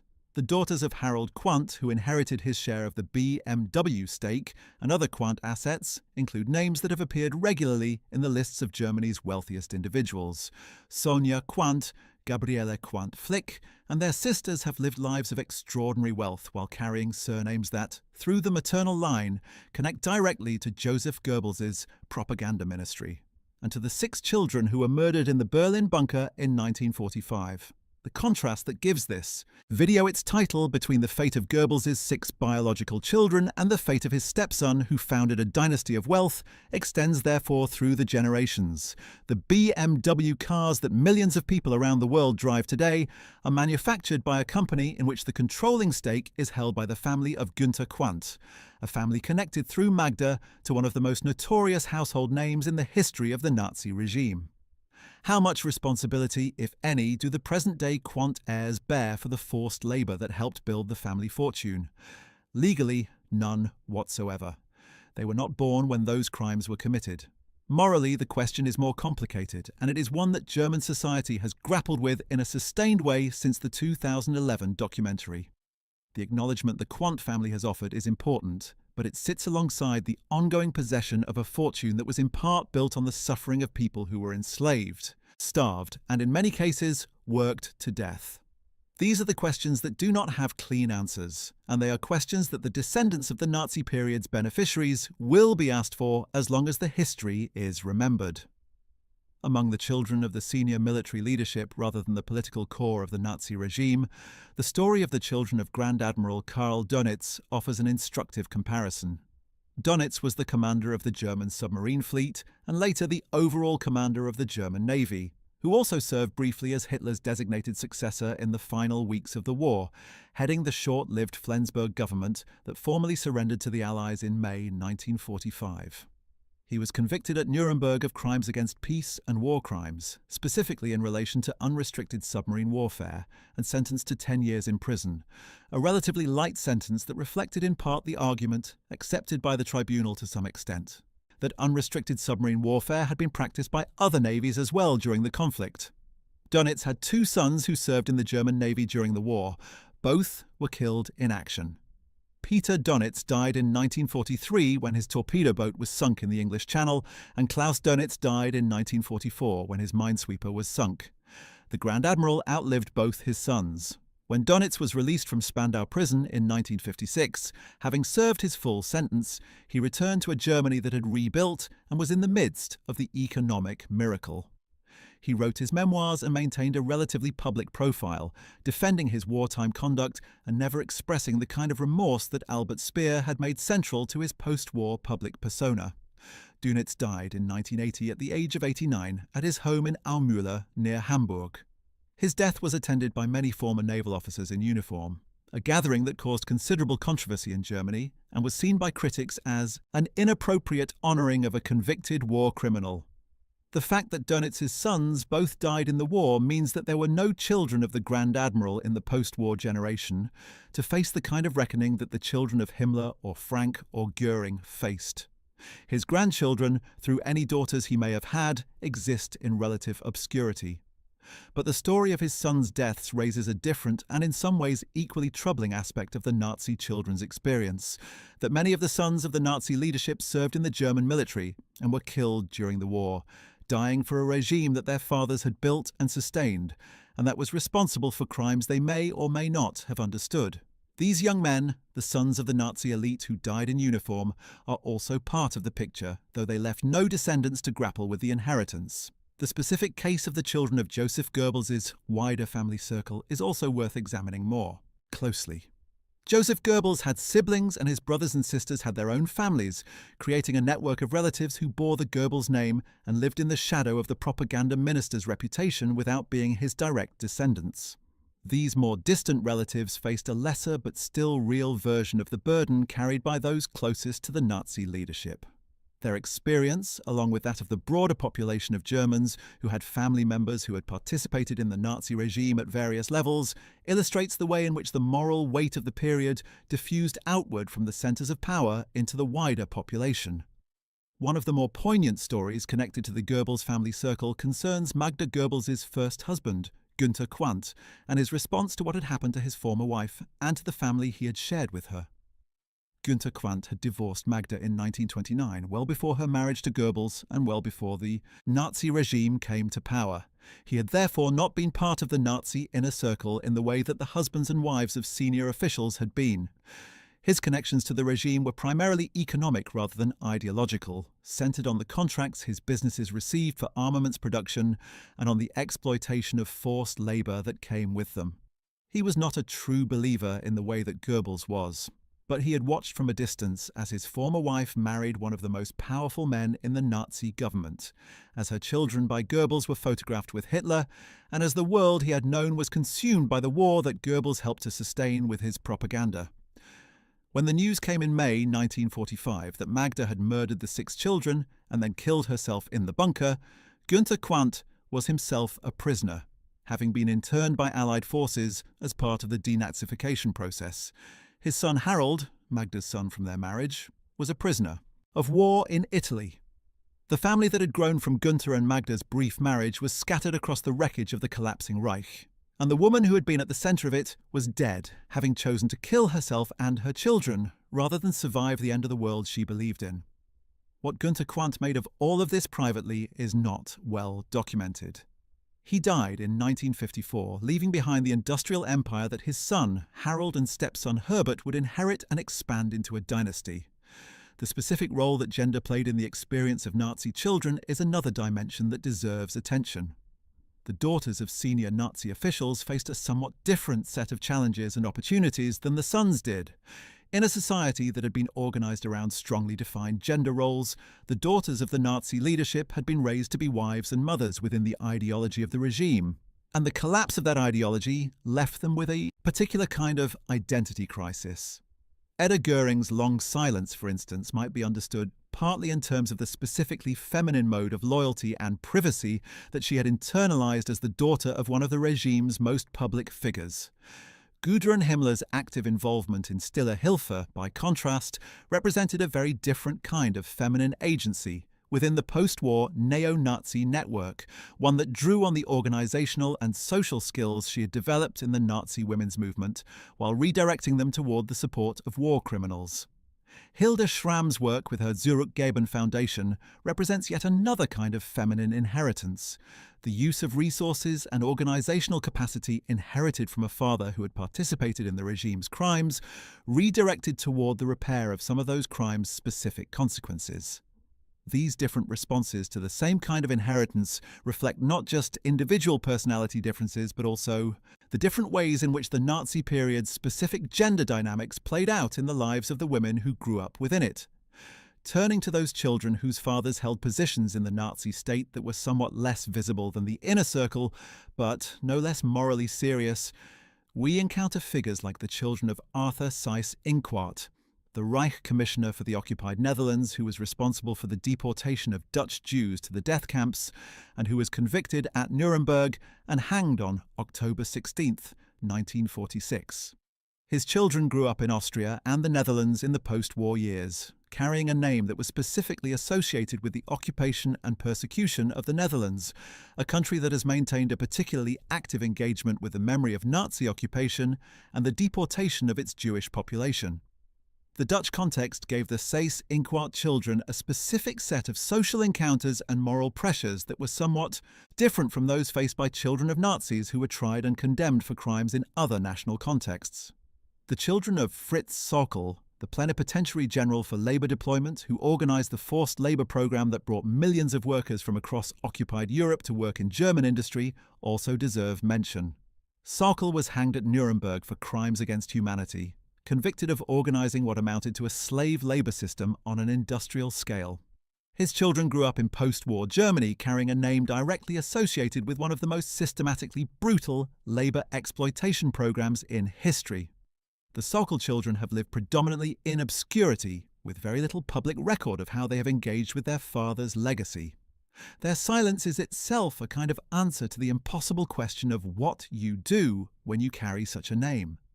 What is perhaps most striking when you step back and look at the full range of children we have encountered in this video is the sheer variety of human responses to what is, in essence, a single common situation. They all grew up in the households or in the aftermath of the households of men who participated in, and in many cases, directed the crimes of the Nazi regime. They all inherited names that carried specific and documented historical meaning. They all had to make choices, conscious or otherwise, about how to relate to that inheritance. And they made those choices in extraordinarily different ways, ranging from Gudrun Himmler's lifelong devotion to neo-Nazism to Nicholas Frank's lifelong campaign of public denunciation, from Albert Speer Jr.'s professional separation from his father's name to Katrin Himmler's scholarly engagement with the family history, from Bettina Goering's decision to sterilize herself to Harold Quant's quiet rebuilding of a fortune and a family dynasty.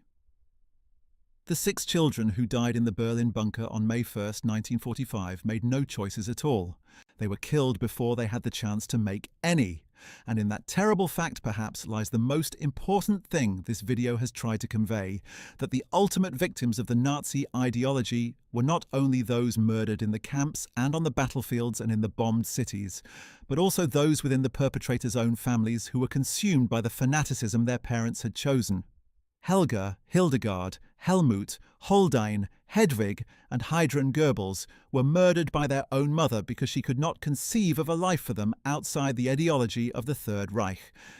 In the end, the Nazi ideology consumed even those it had claimed to cherish the most. To fully appreciate the scope of what confronted the children of the Nazi leadership, it helps to consider the specific numbers involved. The Nazi regime that came to power in 1933 and ruled Germany until its defeat in 1945 had at its apex a group of around 20 to 30 senior officials who bore the greatest personal responsibility for the crimes of the period. Below them was a larger group of hundreds of senior functionaries, military commanders, SS officers, and administrators who had carried out and enabled those crimes. Each of those men, by and large, had a family and, in most cases, children. The children of the most senior 20 or 30 officials alone, numbered in the dozens. When you extend the calculation to the broader group of those who held significant positions in the regime, the number of children who grew up bearing surnames with Nazi associations runs into the hundreds. And when you extend it further still to the roughly 1 million Germans who were registered SS members at the peak of the organization's power, the number of their children runs into the millions. Not all of these children faced equivalent burdens. The child of an ordinary SS soldier who served on the Eastern Front and committed war crimes there faces a very different historical situation from the child of Heinrich Himmler or Joseph Goebbels. But the broader phenomenon of inherited moral burden from the Nazi period extends far beyond the small circle of senior officials whose names are familiar from the history books and the Nuremberg trials. It permeates an entire generation of German and Austrian families, and the particular way in which each family dealt with or failed to deal with that history has had consequences that are still playing out today, in the form of neo-Nazi movements that have attracted the support of descendants of perpetrators, in the form of the denial and defensiveness that still sometimes characterizes German public discourse about specific aspects of the Nazi period, and in the form of the ongoing work of scholars and educators and documentary makers who are still trying to understand and communicate what happened and why. The work of the German psychologist Dan Bar-On, who conducted extensive interviews with children of Nazi perpetrators in the late 1980s and early 1990s, provides one of the most systematic and illuminating accounts of the psychological experience of this group. Bar-On, who was himself an Israeli of German Jewish descent, published his findings in 1989 in a book titled Legacy of Silence: Encounters with Children of the Third Reich. What he found was a consistent pattern across many of the families he studied, an enforced silence in the post-war years about the father's role in the Nazi regime, a silence maintained by the perpetrator generation and absorbed by the children, which created what Bar-On called a double wall between the generations, with parents unable to speak about what they had done and children unable to ask about what they sensed but were not being told. This double wall had profound psychological consequences. Children who grew up knowing, at some inarticulate level, that something terrible and unspoken lay behind the family's silence developed complicated patterns of psychological defense. Anxiety, difficulty forming intimate relationships, fragmented identities, and in some cases identifications with the victims of the Nazi crimes as a way of psychologically distancing themselves from their parents. The discovery, when it came, of the actual content of the silence, the specific crimes that the father had committed or participated in, was in many cases traumatic in a very literal clinical sense. Bar-On's work helped establish that the psychological consequences of the Nazi period extended not just to the victims and their descendants, but to the perpetrators' families as well, in a different but genuine and recognizable form of suffering. This psychological dimension of the Nazi children's experience is relevant to the specific stories we have followed in this video, because it helps explain some of the more surprising behaviors and choices we have encountered. Gudrun Himmler's lifelong defense of her father, rather than being simply a political choice born of ideological conviction, can also be understood as a psychological defense mechanism. The maintenance of an idealized image of the father as a way of protecting the self from a truth too unbearable to integrate. Wolf Hesse's decades-long campaign to prove his father innocent of war crimes has a similar psychological dimension, as does the fierce denialism that characterized some of the Nazi children, who could not or would not acknowledge what their fathers had done. These behaviors are not merely expressions of bad political values, though they are that too. They are also expressions of the psychological impossibility of reconciling the private father, loved and depended upon, with the public criminal, condemned by history and law. Conversely, Nicholas Frank's ferocious public denunciation of his father can also be understood in part as a psychological strategy, one that maintains the self's integrity by making the absolute rejection of the father explicit and unambiguous, leaving no room for the painful ambivalence that a more nuanced position might require. Frank himself has acknowledged in interviews that his relationship to his father's memory is complicated by the fact that he is still, at some level, engaging with the father in writing and speaking about him, still in some sense bound to him by the very act of condemnation. The severance he has performed is psychological and moral, but not apparently complete in some deeper sense. He carries Hans Frank with him everywhere he goes, in the form of the hatred and contempt that drives his work, which is itself a kind of connection, different in content from Gudrun Himmler's devotion, but perhaps not entirely different in structure. The children of Field Marshal Wilhelm Keitel, the chief of the High Command of the German Armed Forces, who was convicted and hanged at Nuremberg on October 16, 1946, illustrate another variation on the familiar pattern. Keitel had several children, including his son, Karl Heinz. Keitel, who grew up after the war and had to navigate the legacy of a father who had signed numerous criminal orders during the war, including the notorious Night and Fog decree that provided for the disappearance of resistance fighters and civilians in occupied territories without trial or official record. Keitel's reputation as the Wehrmacht's most obedient servant of Hitler's criminal orders and his conviction at Nuremberg made his name one of the more notorious in the military history of the Nazi period. His children and grandchildren have lived for the most part in relative obscurity, some of them in Germany and some elsewhere in Europe, carrying a name that has a specific and thoroughly documented criminal meaning. Alfred Jodl, the chief of the operations staff of the Wehrmacht, who was also convicted and hanged at Nuremberg, had a similar impact on his family. Jodl was in many respects the key operational mind behind the Wehrmacht's campaigns throughout the war, the man who translated Hitler's often vague military instincts into specific operational plans, and who signed off on numerous criminal orders, including those relating to the treatment of prisoners and civilians in occupied territories. His wife, Louise, worked extensively after his execution to rehabilitate his reputation, and a German denazification court briefly overturned his conviction posthumously in 1953, a decision that was subsequently itself overturned. The effort to rehabilitate Jodl's reputation was a precursor of the broader clean Wehrmacht myth that dominated West German public discourse for decades. The false claim that the regular German army had fought a clean war and that the crimes had been committed solely by the SS and the political leadership. This myth has been thoroughly demolished by historical research, but its persistence for decades shaped the environment in which the children of military commanders like Jodl and Keitel grew up and tried to make sense of their fathers' legacies. Heinrich Müller's children, as we discussed, faced the additional burden of not knowing their father's fate. But the children of another high-ranking Nazi official faced a parallel uncertainty for different reasons. The children of Martin Bormann, whose fate was unknown for decades and who was tried and convicted at Nuremberg in absentia. We have already met Martin Bormann Jr., the eldest son, whose remarkable trajectory from the household of one of the Nazi regime's most powerful men to the mission fields of Africa is one of the most striking personal stories in this period. But Martin Bormann Sr. had 9 other children with his wife Gerda, a remarkably large family even by the standards of the time, and Gerda Bormann had been one of the most fanatically devoted Nazis in any of the senior families, writing letters to her husband during the war that reflected a chilling embrace of Nazi ideology in its most extreme form. Gerda Bormann died in 1946 of cancer, leaving 10 children without either parent, with their father missing and presumed dead or in hiding. The orphaned Bormann children were dispersed across different family members and institutions in the immediate post-war period. They grew up in varying circumstances of poverty and uncertainty, the offspring of one of the most powerful men in Nazi Germany, scattered and without resources. The contrast between the luxury of their father's wartime position and the deprivation and insecurity of their post-war childhoods was extreme. Most of them lived in relative obscurity throughout their adult lives. Martin Jr., as we have seen, became a priest and missionary. Others took varying paths, none of them achieving significant public prominence, most of them apparently choosing the path of quiet private life and deliberate distance from the weight of the Bormann name.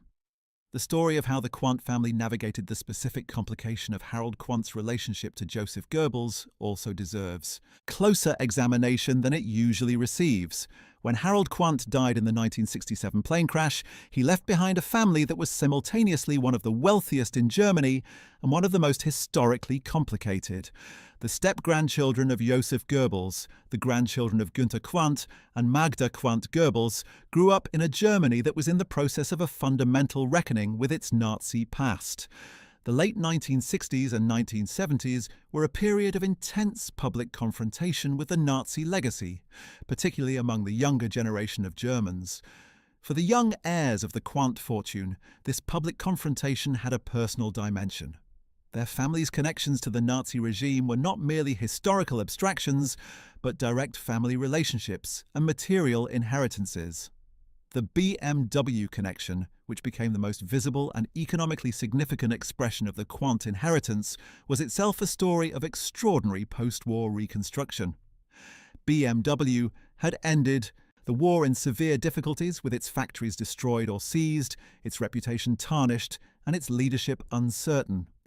Herbert Quandt, Harold's half-brother and the driving force in the family's business leadership, made the crucial decision in 1959 not to accept a merger that would have absorbed BMW into a larger competitor, but instead to invest in the company's revival and independence. The strategy he chose, which centered on the development of premium automobiles for a discerning market, proved brilliantly successful, and the BMW brand became one of the most powerful in the global automotive industry over the following decades.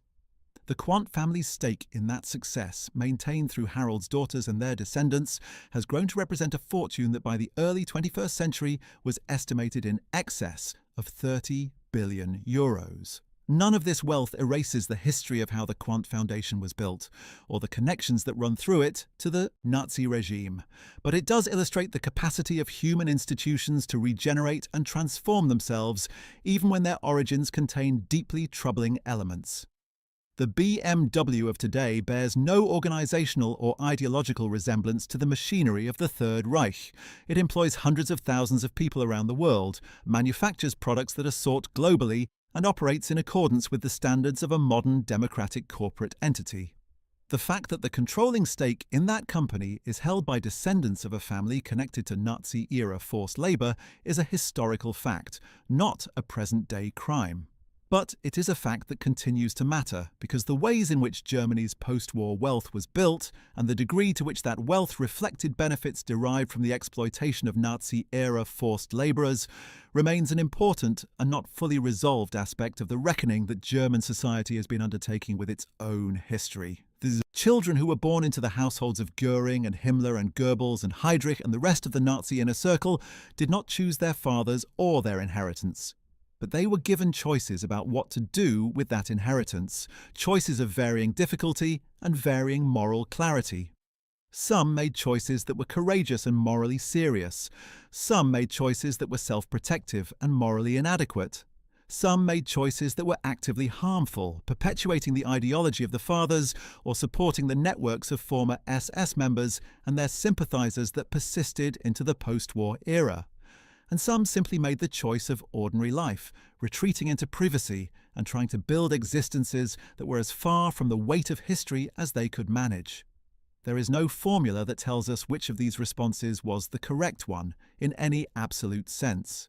We can say with confidence that Gudrun Himmler's active support for former SS members and her neo-Nazi affiliations were wrong, and we can say with equal confidence that Nicholas Frank's honest reckoning with his father's crimes was admirable, even as we acknowledge the psychological complexity that both responses represent. Between these poles, the vast majority of the children on this list occupy positions that are harder to judge simply, positions that reflect the genuine difficulty of being a specific kind of human being in a specific and terrible historical moment. What they share, regardless of the choices they made, is the experience of being formed by a history they did not make, shaped by crimes they did not commit, and defined by names they did not choose. In that sense, they are the most intimate human consequence of the Nazi regime's crimes. Not victims in the legal sense, not perpetrators in any sense, but the unavoidable inheritors of what was done. The human beings in whom the history continued to live long after the bunkers had been sealed and the gallows at Nuremberg had been taken down. Returning to the specific psychological landscape that the children of the Nazi inner circle inhabited, it is worth dwelling for a moment on the experience of those who grew up not just carrying the name, but physically living inside the machinery of Nazi power. The children of concentration camp commandants like Rudolf Höss lived in a kind of domestic proximity to the Holocaust that was different in degree, if not entirely in kind, from that experienced by the children of ministers and generals who lived in Berlin or Munich. The Höss children played within sight and smell of Auschwitz. They swam in rivers into which the ashes of cremated victims were released. They celebrated birthdays and Christmases in a house that could hear the trains arriving. The question of what this did to the psychology of those children and how they have carried it across the decades is one of the more disturbing and fascinating areas of post-war psychological inquiry. Rainer Höss, a grandson of Rudolf Höss and the son of one of the commandant's children, has become one of the most prominent voices among the descendants of perpetrators in recent decades. Born in 1965, he is part of a generation further removed from the events themselves, but still deeply affected by the family history. He grew up in Germany, largely unaware of his grandfather's true role in the Holocaust, with the family maintaining the carefully edited narrative that was common among perpetrator families in the early post-war decades. The discovery of who his grandfather really was and what he had done came as a shattering shock. Rainer Höss has spoken extensively about the experience of that discovery, about the family dynamics that had sustained the silence around his grandfather's crimes, and about his own determination to break that silence and speak openly about what the Höss family had done. He has participated in documentary films, spoken at schools and universities, and travelled to Auschwitz itself to bear witness and to acknowledge publicly what his grandfather's role there had been. He has described these visits as psychologically devastating but morally necessary. Rainer Höss has also described the internal conflicts within the Höss family about whether and how to acknowledge the grandfather's crimes, the resistance from relatives who preferred the comfortable fiction of ignorance, or the dishonest defense of duty and orders, and his own decision to break with that silence regardless of the family cost. His testimony illustrates with particular clarity the way that denial and silence within perpetrator families functions as a form of secondary harm to the descendants themselves, creating a false foundation of identity that must eventually be demolished if honest selfhood is to be achieved. The work of demolishing that false foundation, of confronting the real history and the real crimes, is painful in a way that can be difficult to convey to those who have not undergone it. But it is the work that many of the children and grandchildren of the Nazi leadership have had to do, whether they acknowledged it publicly or suffered through it in private. The post-war lives of the children of the Nazi leadership also intersected in complex ways with the broader question of how West Germany itself reckoned with the Nazi past. The early years of the Federal Republic were characterized by a degree of collective amnesia and strategic silence about the crimes of the Nazi period that allowed the society to rebuild economically and politically without fully confronting the history of what had been done. Many perpetrators of Nazi crimes were quietly reintegrated into West German professional life, working as lawyers, doctors, academics, and civil servants. The denazification process that the Allied authorities had imposed was incomplete and relatively quickly winding down, and many Germans of the perpetrator generation managed to build respectable careers in the new state while never genuinely accounting for what they had done in the old one. This broader social context shaped the experience of the children of the Nazi leadership in important ways. In a society that was itself not fully confronting the Nazi past, the children of the most senior Nazi officials were not necessarily under particular social pressure to confront their own specific family histories. The culture of silence that surrounded the Nazi period in West Germany in the 1950s and 1960s was in some respects helpful to those who wanted to avoid the subject, even as it was damaging to the society as a whole and to the survivors of Nazi crimes who felt that their suffering was being minimized or ignored. The shift began in the mid-1960s with the Frankfurt Auschwitz trials of 1963 to 1965, which brought detailed and harrowing testimony about the crimes committed at Auschwitz into the German public consciousness, in a way that was harder to ignore than the Nuremberg proceedings had been. The trial of Adolf Eichmann in Jerusalem in 1961 and 1962, broadcast on television and covered in extraordinary detail in the international press, had a similar effect of making the reality of the Holocaust viscerally present to audiences who had previously managed to maintain emotional distance from it. For the children of the Nazi leadership who were growing up during these years, the public emergence of the historical record created new pressures and new questions. The silence that had been easier to maintain in the 1950s became harder to sustain as the documented evidence of what had happened became more widely known and more publicly present. The generation of German students who came of age in the late 1960s, the so-called 68er generation, was characterized in part by a fierce and sometimes brutal confrontation of the parent generation about the Nazi period. Young Germans demanded from their parents and the broader society an honest accounting for what had happened, and they were often met with denial, deflection, and anger. For those among the 68er generation who were the actual children of senior Nazi officials, this generational confrontation had a particularly intense personal dimension. The public political anger at the Nazi generation was also, in their case, a private family drama being played out simultaneously. This intersection of private family history and public historical reckoning is visible in the trajectories of several of the children we have discussed. Albert Speer Jr.'s decision to become an architect and to firmly separate his professional identity from his father's began in exactly this period. Nicholas Frank's decision to write openly and furiously about his father and the Nazi regime was also in many respects a product of the cultural atmosphere of the late 1960s and 1970s, in which the confrontation of the Nazi past had become a central preoccupation of German cultural and intellectual life. Martin Bormann. Junior's conversion to Catholicism and his missionary work also belong to the earlier part of this period, representing a personal religious response to the historical crisis that his family name represented. It is also worth noting the children who found ways to contribute positively to the societies that the Nazi regime had tried to destroy. Alongside Hilde Schramm's Foundation for the Restitution of Looted Jewish Cultural Property, there are other examples of Nazi children who chose to direct their lives explicitly toward repairing some of the damage done by their parents' generation. Some of the children of senior Nazis became involved in Holocaust education, speaking in schools and universities about the importance of remembering the crimes of the Nazi period and of the danger of the ideologies that had made those crimes possible. Some formed connections with survivors and with survivor organizations, engaging in the kind of direct dialogue across the historical divide that requires unusual courage and emotional honesty on both sides.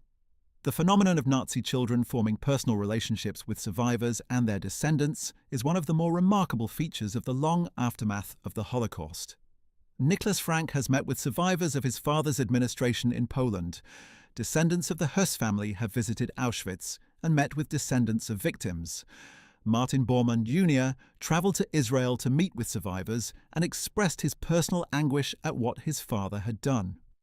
Katrin Himmler married a man whose father survived the Holocaust. These crossings of the historical divide, these personal encounters across the chasm that the Nazi regime created between perpetrators and victims, are among the most humanly significant events in the long aftermath of the war, and they stand as evidence that the categories of perpetrator and victim, while morally absolutely necessary, do not in their fixed form capture the full complexity of what happens to the generations that inherit the consequences. What do we make, finally, of the extraordinary collection of lives we have examined in this video? We began with 6 children murdered in a bunker, the biological heirs of one of the Nazi regime's most powerful propagandists. We followed the story of the 7th child in that household, the stepson who inherited a billion-mark fortune. We moved through the lives of children who defended their fathers to the end, children who denounced their fathers in the most unsparing terms, children who tried to build lives of quiet normalcy in the shadow of surnames that would never be forgotten, and children who found ways to make their inheritance into something with a positive meaning through acts of witness, restitution, and reconciliation. The 6 Goebbels children who died in the Berlin bunker on May 1, 1945, were not responsible for their father's crimes. They were not responsible for the propaganda that sustained a genocidal regime. They were not responsible for the ideology of hatred that their father promoted with such lethal effectiveness. They were children, the youngest of them 4 years old, and they died because their mother could not imagine living in a world without National Socialism, and chose not to let them live in it either. Their deaths are not simply a tragedy in the personal sense. They are a concentrated emblem of what happens when ideology becomes more real to people than the lives of the human beings immediately in front of them, including their own children. Harold Quant, the stepson who survived, the man who grew up in the same household and went on to inherit a fortune, represents a very different kind of post-war story. One of reconstruction, of adaptation, of the remarkable capacity that human beings and human institutions have for moving forward even in the aftermath of atrocity. The BMW cars made by the company in which his descendants hold a controlling stake are not symbols of Nazism. They are symbols of German industrial rebuilding and of the ingenuity and craftsmanship that the Federal Republic channeled into reconstruction rather than destruction. But they are also connected through an unbroken chain of inheritance and ownership to the household in which Joseph Goebbels directed Nazi propaganda, and in which 6 children drank their last cup of hot chocolate on the night of May 1st, 1945. History does not resolve itself into clean moral categories or satisfying narratives. The perpetrators' children did not all face justice because they had not committed the crimes. The perpetrators' children did not all live with guilt because guilt requires a form of knowledge and acceptance that not all of them were willing to undertake. Some of them benefited enormously from fortunes built by the men who committed the crimes, and some of those benefits persist to this day in ways that are visible and documented and publicly known, and some of the children found ways to make their lives a form of testimony and repair, to turn the most terrible kind of inheritance into something that acknowledged the harm and tried in some small measure to address it. The stories told in this video are not just history. They are a meditation on the nature of moral inheritance, on what we owe to the past, on how guilt and responsibility and the capacity for repair work their way through families and generations. They are stories about what it means to carry a name and what it means to choose who you will be within the constraints that the name imposes.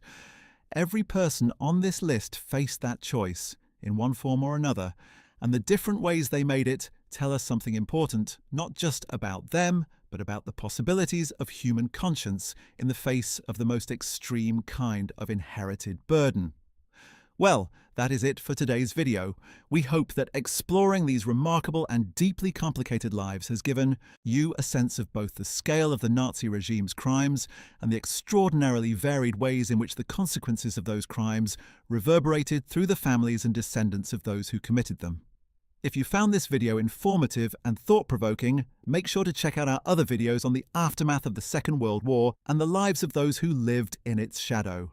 And if you enjoyed today's content, please take a moment to like this video, subscribe to the channel, and hit the notification bell so you will be the first to know when we release our next video. History still has so many stories to tell, and we will see you in the next one.